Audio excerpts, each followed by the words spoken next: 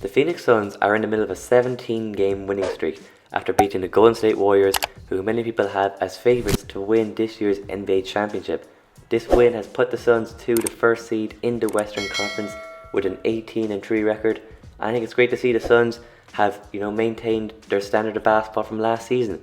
Many people thought going into this season they ripped their Suns off. They thought that last year was their chance to win the NBA championship, and maybe they are right, but they wrote the Suns off saying they won't be anywhere near as good.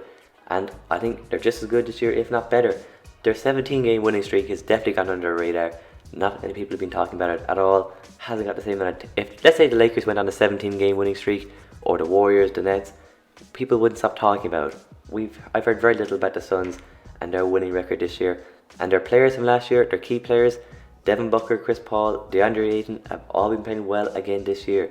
Devin Booker has been playing like an MVP candidate this year, averaging 23 points per game, 5 boards, 4.5 assists per game on 40% shooting from 3. I think he's definitely a top 3 MVP candidate at the moment. Then you got Chris Paul, 36 years old, just got that big extension in the offseason. People said, did they overpay him?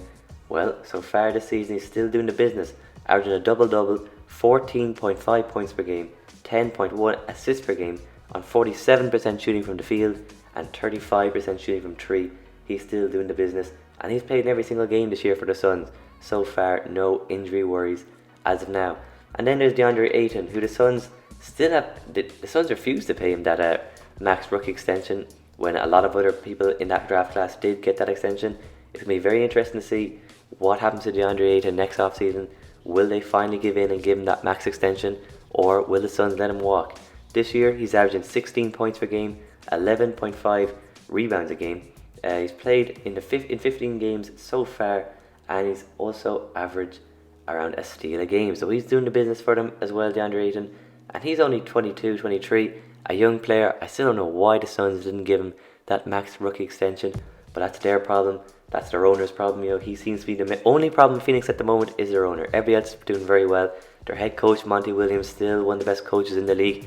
And all the role players alongside Devin Booker, DeAndre Ayton and Chris Paul, people like Jay Crowder, Mikal Bridges, Cameron Payne, they're all doing their jobs as well. They're all playing well for the Suns at the moment. And it's going to be very interesting to see, can the Suns maintain this position in the Western Conference? Obviously, their 17-game win streak will have to come to an end at some stage, but can they keep going, and can they get that first seed in the West? It will be interesting. One thing for sure, they're definitely still a big competitor in the Western Conference. Elsewhere in the NBA, the Denver Nuggets, who are currently 10-10 in the Western Conference, which puts them 9th in the West, but only one win off the 4th seed. But that's where the good news stops for the Nuggets, because unfortunately for them, along with Jamal Murray, who'll probably miss all of the season with that ACL injury, Michael Porter Jr. will also be missing this season with back problems. And as I said about DeAndre Ayton, he didn't get the max rookie extension. MPJ did, so that's why the Nuggets and him are, taking the safe route here. They don't want to rush him back. He's going to get the rest of the season off to try and recover from this. But this is unfortunate because this does rule the Nuggets out of contention this year. You can't put it all on Nikola Jokic to carry them into contention. That won't be happening.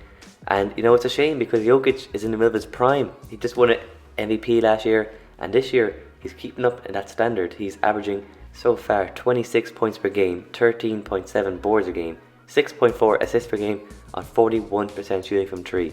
So Jokic, he's still playing well, and I still think Jokic will probably carry the Nuggets into the playoffs, definitely the play-in tournament, but it's definitely a first round exit for them. And it's a shame because they got Jokic in his prime, Jamal Murray, I want to see him back as soon as possible. He's a good player to watch. But the Nuggets unfortunately this year seems to be a write-off for them. Also in the NBA, Kemba Walker has found himself out of the rotation with the New York Knicks. Tom Thibodeau says he's going to stick with Alec Burks for now. He's saying because of the defensive end. Alex Burke is like 6'6". Kemba Walker is like 6 foot on a good day. So that's the reason why. But Kemba's had a really poor season in New York. There's a lot of hype around him when he joined the Knicks because he's a New York guy. But this season he's had a poor one, averaging 11.7 points per game, 3 assists per game, shooting 41% from 3 in 24 minutes a game. And looking back at Kemba's career, he's progressively gotten worse each season since leaving the Charlotte Hornets. He had 2 years in Boston. Year 1 he was still an all-star, averaging around 20 points per game, not too bad. Last season he dealt with a lot of injuries, which forced the Celtics to trade him. he became the less valuable, and he got traded to OKC where they bought him out.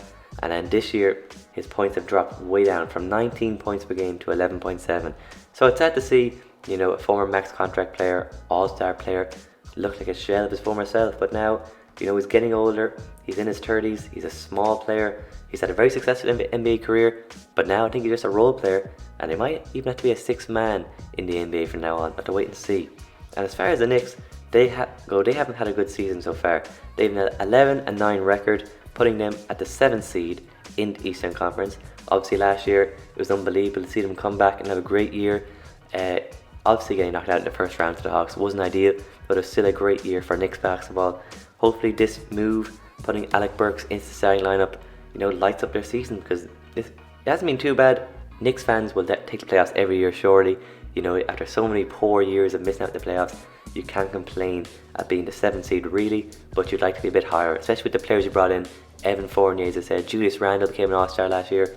Obviously Kemba hasn't worked out, Derrick Rose has injuries, Quickly looked decent I suppose, but wait and see, can the Knicks improve and shoot up the Eastern Conference.